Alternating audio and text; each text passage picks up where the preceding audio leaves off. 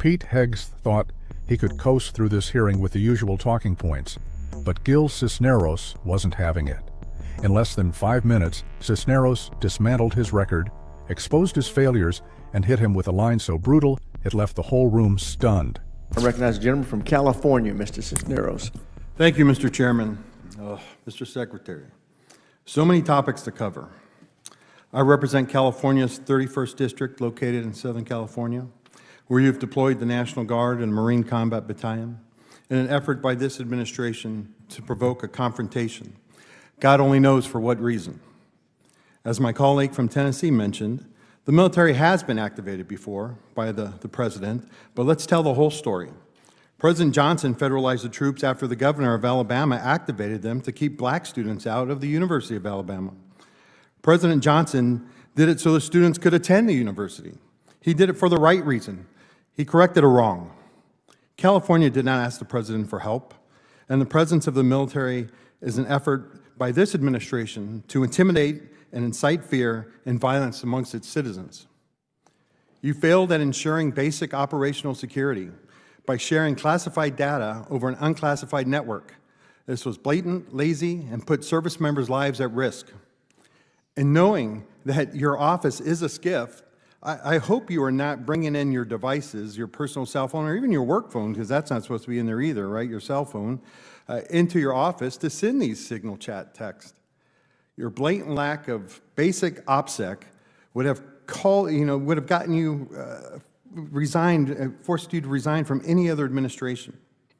You're requiring 8% cuts across all services, not to save the taxpayers money, but to fund President Trump's pet projects. You talk about quality of life for our service members, but yet you take $1 billion away from the Army that was meant to improve their barracks and their living. You said that money waste, but we don't know that yet because we haven't seen a budget.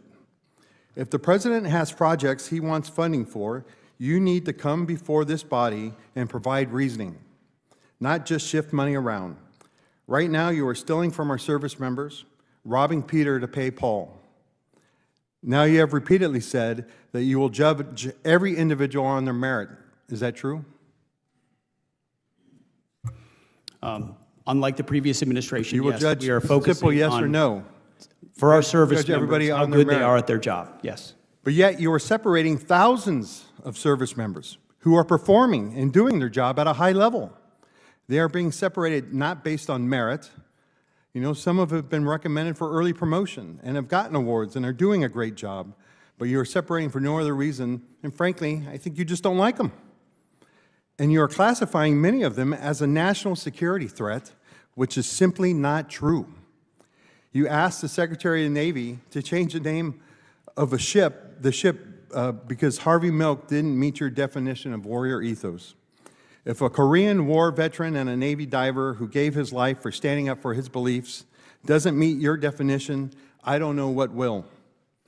You keep talking about recruiting, but let's face the facts here, right? Recruiting started improving before President Trump even came into office, and the reason that changed was because of the investment that was put into recruiting. Now, I was at the Pentagon at the time, and I know how much we invested in it, and I know how much of the services. And when you take away that investment, you're going to get exactly what happened in President Trump's first administration. In 2019, we had this same recruiting crisis that, back in 2019 when he was president the first time. You continue to attack diversity, but I have always said diversity is about creating opportunity. And I have seen plenty of individuals, many of them enlisted members, who when given the opportunity have succeeded not because of their sex, not because of color, not because of their sexual identity, but because of their worth ethic and merit. Mr. Secretary, when using your definition of DEI, I think there's only one individual at the Pentagon right now who got his job based on that merit, and that is you, and you got it because of sucking up to your boss, and with that, I yield back. Gentleman yields back. Chair. What we just witnessed wasn't a routine exchange in Congress. It was a moment where polished talking points collided with unfiltered truth. Pete Hegseth walked into that hearing with the confidence of a man used to applause, someone expecting to coast on charm and repetition. But Gil Cisneros wasn't there for performance. He came prepared for accountability. And in less than 5 minutes, he tore through Hegseth's record, exposing the cracks beneath the slogans, the failures hidden under patriotic sound bites. Cisneros didn't raise his voice. He didn't need to. Every question cut deeper than the last. It wasn't about politics. It was about competence, responsibility, and the duty to serve rather than perform. Hegseth's answers, smooth, practiced, rehearsed, began to falter under the weight of specifics. Numbers didn't add up. Promises contradicted past statements. The mask of confidence began to slip, replaced by hesitation, deflection, and the quiet panic of someone realizing the narrative had finally run out of room. This wasn't just a personal takedown. It was a public reminder of what happens when authority meets reality. Cisneros represented something larger than himself. The insistence that leadership means more than media presence, that serving the public is about results, not rhetoric. Each line landed with precision, not anger. You had the resources, Cisneros said. You had the team. What you lacked was accountability. The room fell silent. For once, even the walls seemed to hold their breath. In that silence, something powerful happened. The facade of political theater dissolved. What remained was a truth most people in power spend their careers avoiding, that leadership is measured not by words, but by outcomes. That patriotism isn't a brand, and accountability isn't optional. Hegseth's discomfort wasn't just about one question. It was about a lifetime of unchallenged narratives being tested against fact. The tension in the room wasn't confrontation. It was revelation.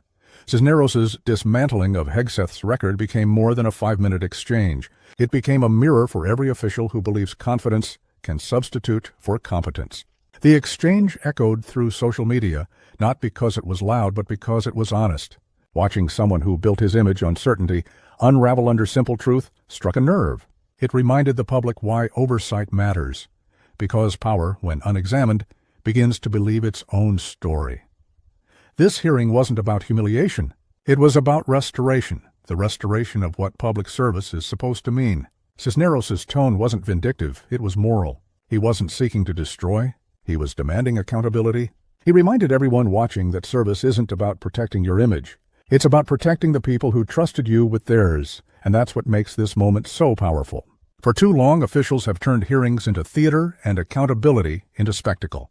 But this time, the stage collapsed under the weight of truth. Pete Hegseth came expecting another performance. What he got was a reckoning, because no matter how polished your words are, reality always catches up. And when it doesn't shout, it exposes. If you believe truth still matters, that leadership should answer to the people it serves, keep watching. Because this is what accountability looks like.